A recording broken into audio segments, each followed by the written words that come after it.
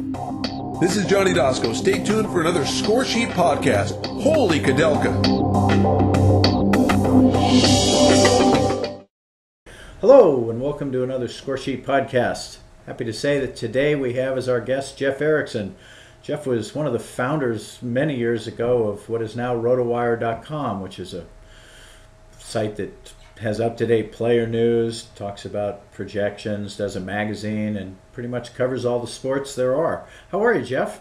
Doing good, Jeff. It's crazy busy season for me because it's baseball magazine time, which means I'm immersed in projections, yet the NFL's still going. We do a lot with the NFL, too. So it's juggling a lot of balls right now. Yeah, you guys don't have a off-season because you do college sports, too. But the NHL, whenever they decide to play, you'll be covering them. Yeah. The off season is 3 days in July, the All-Star break. That's our off season right there. Yeah, and then a couple token holidays. Yeah, that's not much of an off season, is it?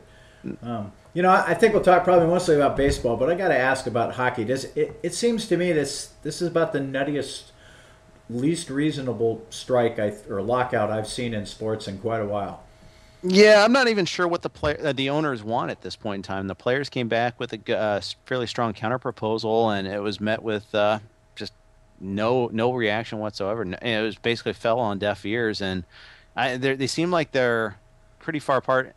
I'll have to be honest. I'll share my bias here. I typically side on the players in the union on these sort of negotiations, especially when it's a lockout, especially in this case where the owners locked the players out just a few years ago, less than a decade ago, and got everything they want. They killed a season for it, got everything they want, decided, oh, wait, that's not good enough. We're going to make you give us more. Well, I don't feel too bad for them. So I guess that's where my background is, my approach is.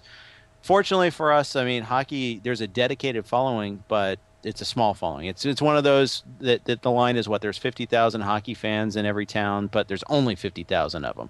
I agree with you. I remember when, baseball goes on strike, and as a business owner that depends for baseball for about 80% of our business, I pretty much don't sleep at night. Yeah. Hockey's on strike, and while I really would like to be offering fantasy hockey this year, it's, like you said, it's about 5% of our business maybe. So it's not endangering the health of Score Sheet. It's just kind of sad not to be able to watch hockey. Yeah, you a big Sharks fan? I'm a Sharks fan. It's hard for me to say I'm a huge hockey fan. I'm a California native. Okay. So of all the sports, it's not like I ever played hockey or even know how to skate. Basketball, I can go out and pretend to be Michael Jordan in my wildest imaginations, but I can't really go pretend to be Gordie Howe because I can't stand up on ice. Yeah, that's kind of an issue there. My mom grew up as a Gordie Howe Detroit Red Wings fan. She's got Howe, Terrible Ted Lindsay, Terry Sawchuk's autographs all. So I'm hooked on my Red Wings there. But anyhow, I won't steer this too far flung from baseball here. Well, that's all right. But no, I'm glad to see that baseball, and we're talking later, but they've seemed to have learned from that kind of series of horrible strikes. In their last two contracts, the owners and the players, I think, have both agreed, hey, our business is really healthy. Let's just keep it going. Yeah, well, and in the last couple of agreements, they haven't had even come close to a labor stoppage. So that's the best part about that. Who knew that baseball would be the most stable? If you read Lords of the Realm or know the history of baseball and labor negotiations, it's pretty amazing. Yeah, well, maybe getting Donald Fair to leave baseball and go to hockey is why baseball is more stable. He doesn't seem to ever do anything without a lot of strife. Yeah, perhaps. I'm not going to lay this all on his feet when you got Gary Bettman on the other side, though. Oh, no, there's lots of blame. And I agree with you. I think the owners scuttled an entire season, got everything they wanted, and now 7 years later they're looking like they're going to scuttle another season. That's kind of nuts. Mm-hmm. Well, on to happier things. If you're working on the magazine for baseball, you're probably, like you said, doing projections right now.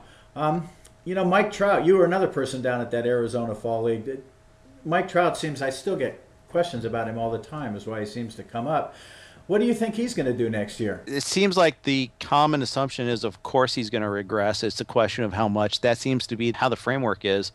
And I see that, but we're still waiting for Ryan Braun's first year of regression, too, 5 years into his career. So, I don't know for sure. I mean, the good news is for Trout, I suspect that if we're drafting the day, he's probably going to be in my top three, right? I mean, I think when you combine his defense, you combine his age, what he's able to do, his ability to get on base, his base running skills, all these things taken to play in a score sheet format, I think I would probably still, if I'm drafting a day, I don't know. Do you go with the scarce position? Who would you go with first overall? I think actually I would go with Miguel Cabrera just because Yeah, me third too. base is, I would have voted for him, I think, for MVP because I think But he see, did that's some, where I differ. I actually would have voted Trout for MVP, but I think Miggy is more reliable from year to year to year. But if we're just judging one season, I'm with the people that believe, that the new metrics. I'm on that side of the equation there.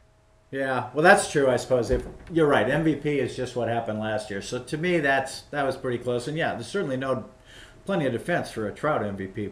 But going forward, Cabrera's going to play third base for at least a couple more years. I think he wasn't the worst third baseman in baseball last year.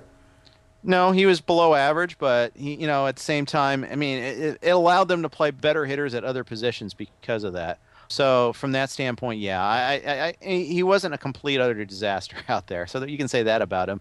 He did it for the team. He did it readily, and he did once play. It wasn't like it was a completely new position. He wasn't Pedro Guerrero over at third base. He wasn't good, but he wasn't that bad either. Well, or even Edwin Encarnacion. I don't think he was down at his depths, or Chris Davis maybe. But other guys, you mentioned Ryan Braun.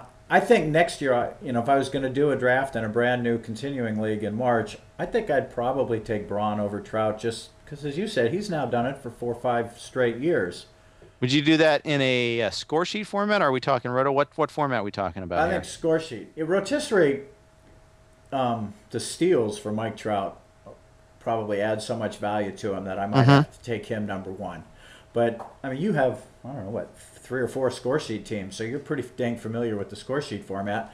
I think in score sheet, I believe in that adage that maybe Ron Chandler started or someone else, that you can't really win it in the first round, but you can lose it in the first round, meaning you should stay away from risky picks. And I just think it's more certain that Braun will do well for the next 2 or 3 years than it is that Trout will, I think. I could see that, and the thing is, I think it's the difference between a league where you retain guys versus one year like a redraft league. I think there's a big difference too. If you're going in a league where you can keep Trout forever, I take Trout ahead of Brown. In a 1 year league, I could see that. Trout's defense though, I mean, he's like 10 runs above replacement level for fielding. Braun, I mean, he was above last year, but historically he's been a below average left fielder even. I mean, you're getting no defensive value out of Ryan Braun. You're getting some base running value, but so it's all based on him being a better power hitter, being a more reliable hitter. Now, I guess it depends on how you want to build your team too. I haven't really thought too much about next year's draft. Trout does have, I'm sure his center field rating when we come out with it in January, yeah, he'll be worth a lot for that because center field, it's hard to find center fielders these days that can hit. Right. Well, and the other thing I ask you about that is, with score sheet, how they generate their defensive rankings. One of the big topics that's always been on the Yahoo group is, how quickly a guy's defensive ranking get ratcheted up, because often the player's best defensive years are when he's younger, when he has more range. Yeah. Well, we use 2 years worth of stats, but a guy like Trout or Bryce Harper is somebody that only has 1 year of major league stats. So those are the ones we use. We don't use their minor league fielding numbers. So they can go up fairly quickly, though we generally limit any 1 year change to about a .06 up or down. So on the other hand, he was rated as kind of an overall outfielder last year, and this year Trout will be a center fielder. So I'm guessing he'll be around a 2.20 with an average of 2.15. That means he's getting to a couple more balls a week. Yeah. How does that compare to, say, like, I'm trying to think of any of his peers in center field. Who was the top defensive ranking for center fielders last year? Do you remember? No, it was Franklin Gutierrez there for 2 or 3 years. And what did he come in around? Yeah, I don't think he's got that anymore. Peter Bourgeois, I can never pronounce that. Yeah, Burgess. He had a pretty incredible range, but so I don't know if Trout will literally get the top because he's only got 1 year, but he'll be in the top 4 or 5, I would imagine. Sure. So that, and then, other young guys. Bryce Harper is an interesting player. I think he certainly went into last year more highly touted than Trout, and then, while he had a good year, he certainly didn't have Trout's year last year. Yeah. There's actually a legitimate debate. Whose career would you rather have going forward? I mean, Trout had the better rookie year, but maybe Harper still has a higher ceiling. Harper doesn't have the same maybe defensive range that Trout's going to have, but Harper might rake for a lot more power eventually. I don't even think it's a case of might. I think he will rake for a lot more power, and he's a year younger.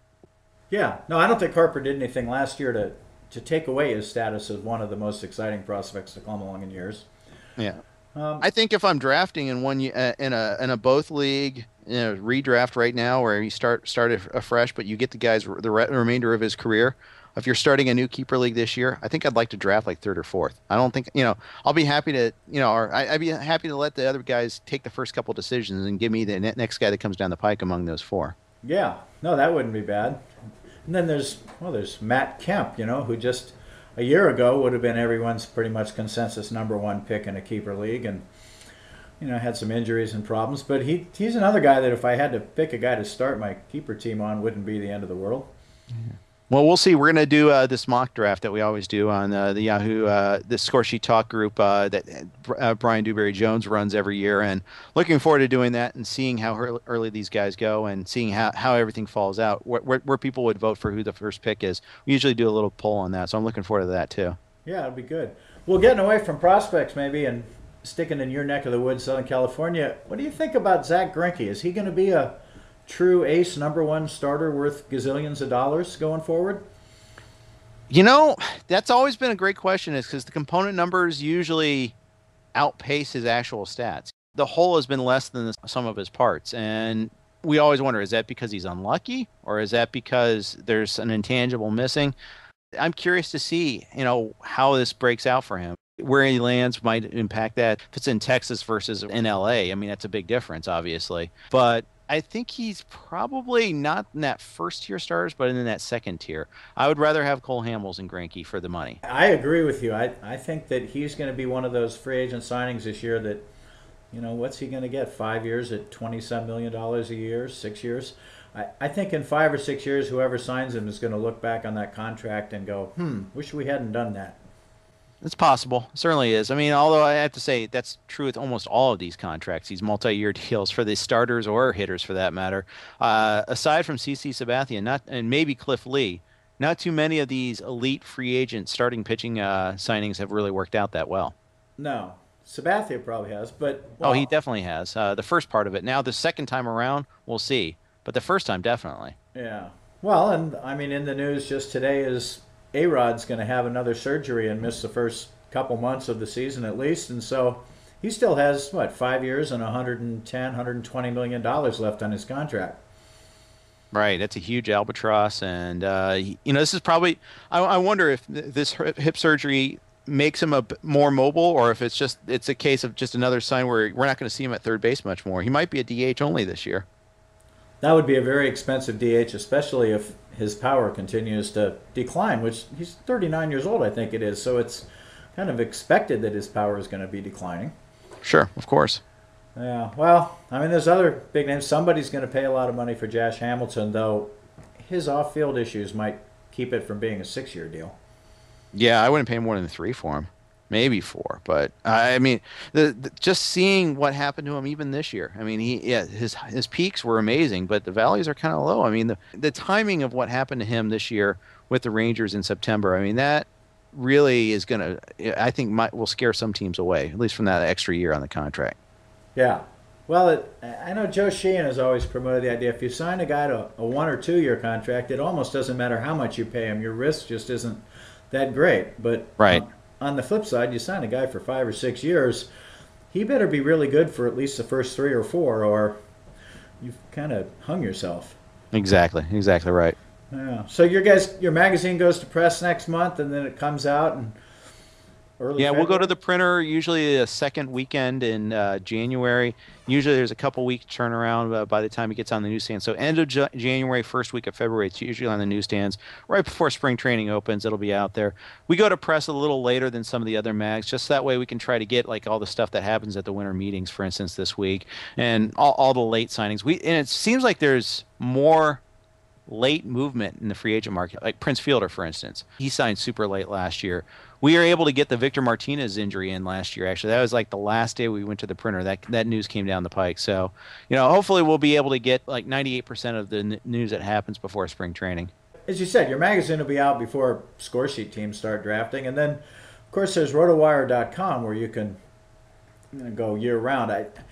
I've always been an advocate to people of, before they draft someone, take 10 seconds, go to rotowire.com, punch in their name, make sure they didn't break their leg in the last week or something and you happen to miss the news. You know, and then there's projections and all that, which of course are great to see. They take a little while longer, but at the very least, even if people in the room, if you're doing a live draft, are saying hurry up, it just doesn't take long to punch a guy's name in and make sure there's no unexpected. And you guys are pretty dang up to the minute on injury news for players. Yeah, and one of the things we're trying to do now, Jeff, is doing more on the apps too. iPad, iPhone, the Droid, all that, because it's basically a living, breathing magazine that you can take in with you to the draft, and you don't have to lug your laptop all over the place. I've used it a lot for football. I'm trying to use it more for baseball. We're trying to make it more robust every single year. And, you know, it's something that where you can get that live to up-to-date information, but still have it in like a draft prep format. You know, we also have our live draft software on for if you have a laptop or if you're doing it from home or something like that too. Yeah, that's great for just plain preparing for the draft. It gives you a good idea of whether somebody you're targeting is liable to still be there in round 8 or, you know, if your projections are way off or... Yeah, I think using software that you guys provide, which is pretty dang comprehensive, is a great way to stop yourself from making a mistake you're really going to regret. Yeah. What do you like to do for draft prep generally? I mean, I know one of the things I like to do that, you know, Chris Liss and I always talk about, it's like clicking through the depth charts, like reading up on information like from your available player pool. We all have our little pet routines. What's worked best for you in the past? Nothing works for me. No. I don't know. I guess I focus on whatever stat that year I've read an article about that makes it sound good. So and you know, over the years I finally settled on a really on-base percentage and projection of on-base percentage, and then I really like strikeouts per inning for pitchers and figuring out what they're going to do. And then, you know, I think with all the stuff out there these days, it's pretty easy to read a couple, 3 different people's cheat sheets, if you call them, or projections list, rather than just depending on one thing, because there's a lot of information out there. Yeah. So I think that's the other thing I really try to do, is just not depend on one person and then sink or swim with how they do that year, but try to get a variety of opinions.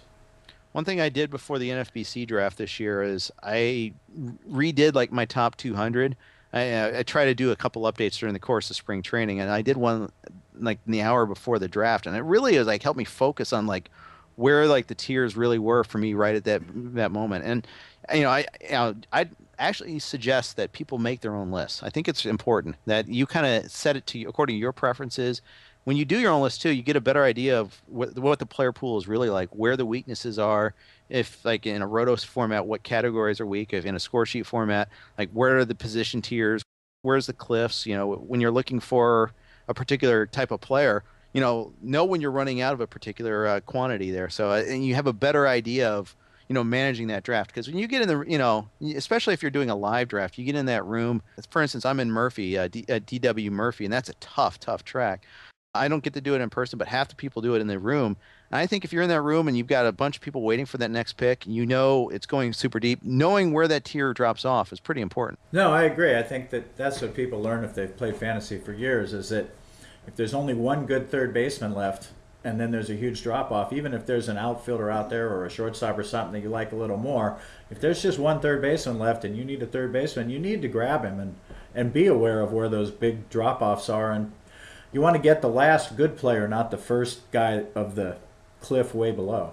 And knowing, like, if you need to find in Murphy, it's 24 teams, 36 rounds. I mean, we're really digging pretty deep, and we're trying to find who's just got a rotation spot for that matter. Just trying to find jobs, trying to find, when every single viable player gets drafted, you really need to know who they are and where they're at. And the best way to do it is just do your own list. It really helps you know, instead of just reading at a list at the last second, like, who's this guy? Well, actually, if you've done the research ahead of time, it helps you kind of give yourself a little preference on those guys. Prep is important. I mean, you're going to have a team for a 6-month baseball season. It's worth spending a little time before the draft rather than, like you said, you could just go to Rotowire, print out Jeff Erickson's top 200 and draft straight from that. But you are going to miss a lot of the nuances when you find yourself short of a 5th starter or whatever.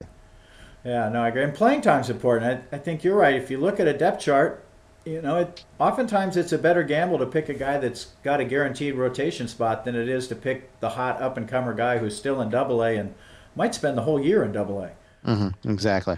Well, no, I highly recommend Rotowire.com. You guys have been around. When you started, it was Roto News, wasn't it? Yeah, 1997. We started January 97. I was studying for the Illinois bar exam while we launched the site. Still passed the bar, but then didn't practice. So I say I'm a recovering attorney, but we've been doing it since then. Became Rotowire in 2001 after the company that bought Roto News went out of business, a company called Broadband Sports. Long story, but anyhow, we're back to being our own entity. It's been Rotowire since 2001, going on strong. Yeah, no, that's a long time, and I think it's a testament to the kind of value you guys offer. You know, if you've been going since '97, 15 years, you got to be offering things that people want, or you'd be back to being an attorney by now. Yeah, I don't think so. I'd find something else first. But, we'll see. But yeah, fortunately, things have worked out. I don't think I'll ever have to worry about that, but knock on wood. Yeah, well, that's good. Well, like I said, folks, go check out rotowire.com or look for their magazine on the bookshelves. And Jeff, it's been great chatting with you. My pleasure, Jeff. All right, thanks a lot.